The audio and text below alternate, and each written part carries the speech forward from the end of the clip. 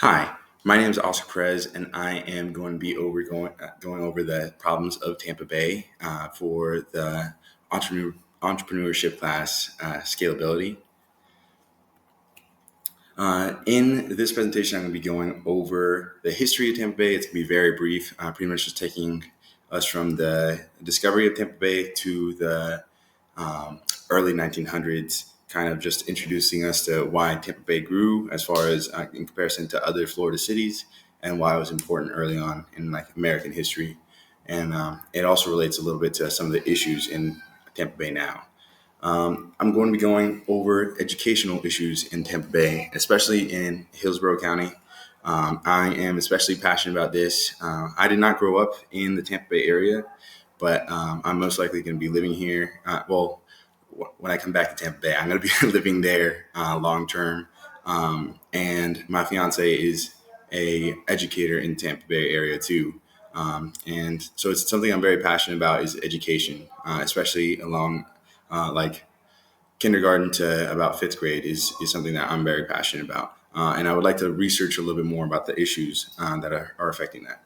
I'm going to also go into the lack of commercial real estate and issues with getting commercial real estate. This is especially important for people who are taking this class.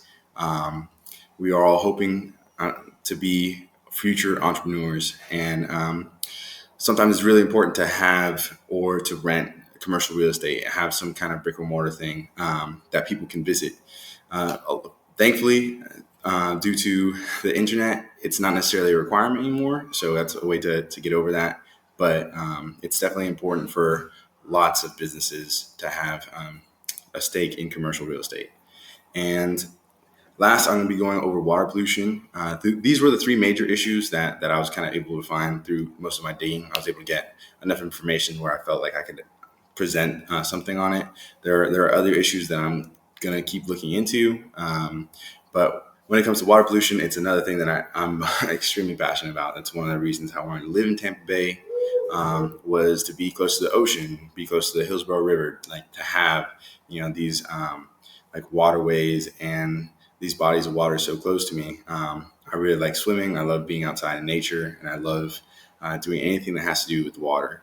So I definitely am personally invested in the water environment and making sure that our water stays safe.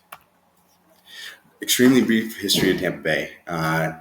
Juan Ponce de Leon, who is most famous for discovering Florida, also discovered Tampa Bay in 1513.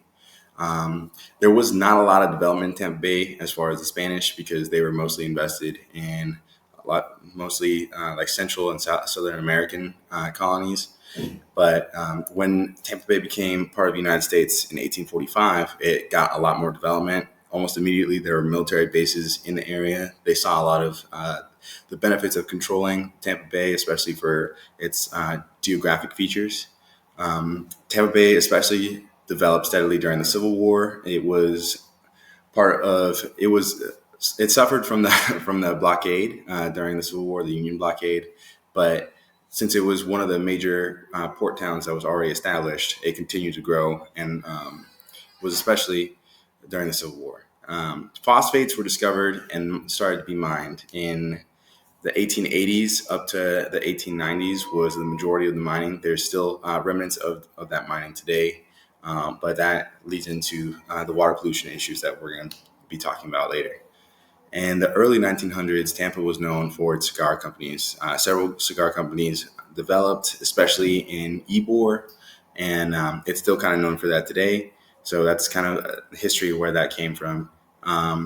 And the city was heavily used for embarkation during the Spanish-American War. It pretty much was the main port that troops going into Cuba or any of the other Spanish-American colonies that were part of that conflict, they would pretty much be stationed in Tampa Bay and leave from the port of Tampa or any of those major ports. And even today, for those of you that don't know, MacDill Air Force Base is a major Air Force base.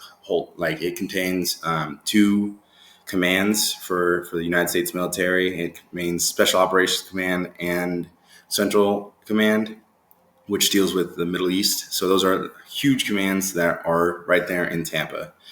So definitely a huge military background that has always been part of Tampa Bay. So going into the first issue is going to be education. Very briefly, one of the easiest ways to understand, one of the most direct ways to understand the education issue is through the teacher shortage. In Hillsborough County alone, there's 530 vacancies. Um, that is extremely terrible for the education quality, because if there are vacancies that are unfilled, then other teachers are teaching the students that need to be in those classes. In Pasco County, there are 200 vacancies, and as a state, there's 5,300. So as you can see from those numbers, almost just in Hillsborough County by itself is almost 10% of the vacancies statewide. The vacancies have gone up 200% in the last year. And as far as performance, Hillsborough County has more D&F schools than any other county in Florida. There are 32 rated D or F schools in Hillsborough County. I think the next ranked school, next county, had 11.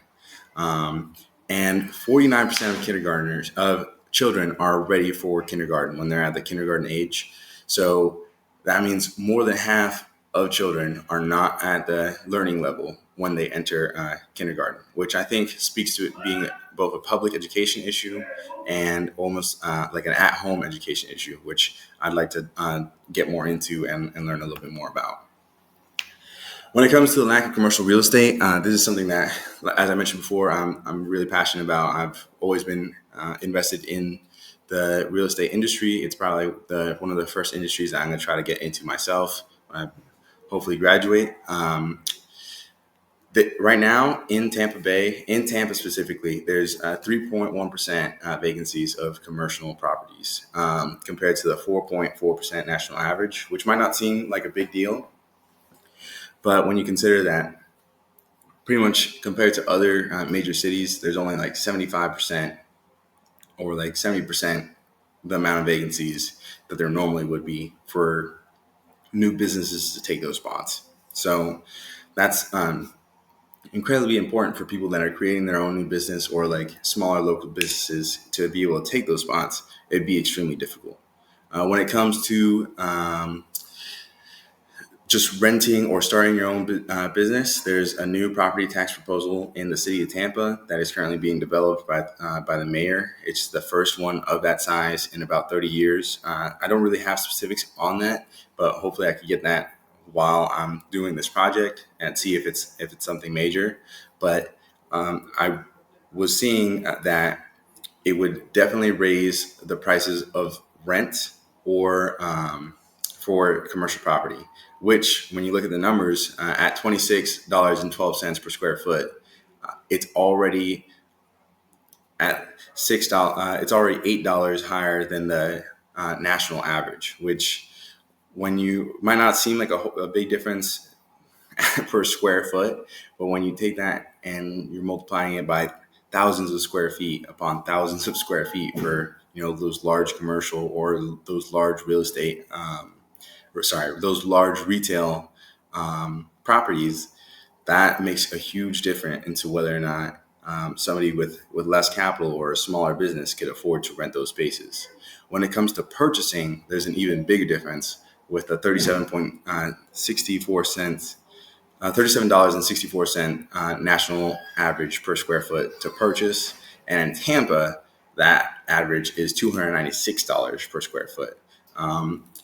I saw those figures in two different sites. I'm going to definitely be double checking and make sure that those are credible, or that I at least understand the information that was being presented to me, because that's a huge change compared to the national average. And it would definitely make it a lot harder for someone who's not trying to rent, but to actually purchase commercial real estate to get in, to get a foot in that industry.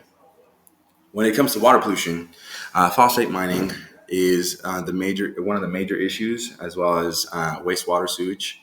When it comes to phosphate mining, it results in gypsum stacks, which are kind of hard to describe, and I'm trying to learn more about them. But pretty much, it's it looks almost like fields of water that are like artificially made, like almost like artificial ponds. And when those break or when it rains, that reduces the overall water quality of the entire environment surrounding those like phosphate mines.